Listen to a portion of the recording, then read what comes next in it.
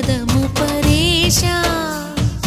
నీలకంఠరా చాలి పొందరా కరుణతో ననుగనరా నీలకంఠరా శైల మందిరా మొరవిని బదులిడరా నగజా మనోజ జగదీశ్వరా బాలేందు శేఖరా శంకరా భరత వేదముగ నిరత నాట్యముగ కదిలిన పదమిది ఈశా శివని వేదనగా వని వేదనగా పలికెను పదం